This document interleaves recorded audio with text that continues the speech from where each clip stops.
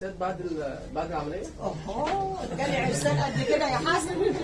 وفاء الكاتبه الصحفيه دكتوره فاطمه عبد، عايزه اسالك سؤال كده جريء شويه. قولي لي، حد من الزملاء خبط بابك؟ زملاء ايه؟ الفنانين خبط بطني ورود للزواج زي الدكتور كده.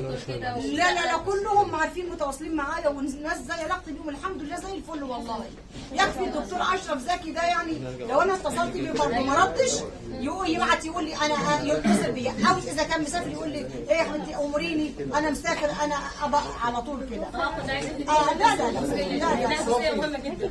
مين من الفنانين الدكتور اشرف اللي كان على طول جنبه وفاء؟ لا كلهم والله. انا يمكن حتى عامل صوتك يا فنانه.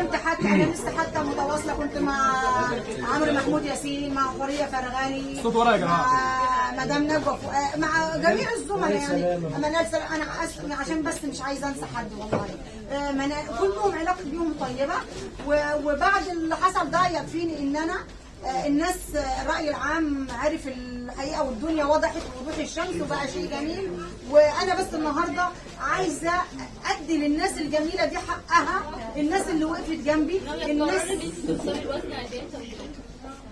ما هو بقى هو اللي يقول، ما اعرفش بقى، هو اللي يقول والله. الوقت المثالي اللي هتوصل له وفاء 55. لا انت يا دكتور 55. ايه الوقت المثالي اللي وفاء هتوصل له؟ ده على حسب بقى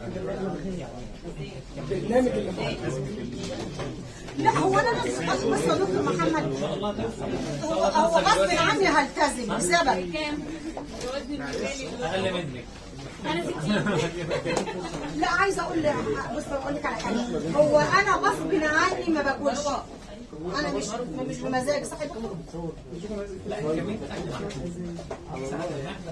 نظام غذائي ده بيختلف طبعا، يعني هي حتى في العمليات اللي بنعملها مش كل الناس بتوصل للوزن المثالي في نفس الفتره، يعني بيبقى ممكن حد بيبقى واخد مده اطول، ويبقى كله على حسب نوع الاكل اللي بياكله، وعلى حسب الحرق اللي عنده، خلاص على حسب هو بيمارس رياضه او لا.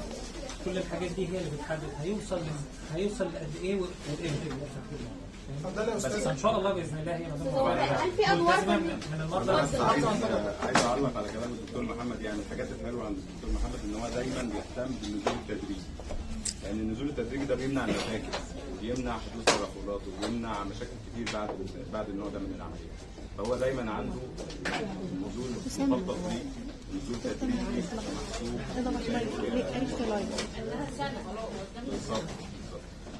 وفاء، هل في ادوار معينه عايزه ترجعي بيها للجمهور بعد غياب طويل؟ بصي بعد ما خست ده هعمل مفيش حاجه اقولها، كل الادوار. على كل الادوار. مارلين مونرو مثلا؟ اعمل ندوس. استاذه وفاء، حضرتك قلتي انك تغني الفتره الجايه، أيوة. ممكن تسمعينا حاجه منها طيب؟ لا لسه ما اقدرش يا حبيبتي. طب حاجه كده. لا والله ما اقدرش، لسه ما عملناش. لا لسه ما عامه عملناش. في الغنى. لا لسه ما عملناش. هي ديو الملحن اسمه احمد حجازي، دكتور احمد حجازي. وده بيضم وفاء مكي وسيد شعراوي في غنوه واحده، وان شاء الله هتلاقوا حاجه حلوه. وفاء طريق بوفاء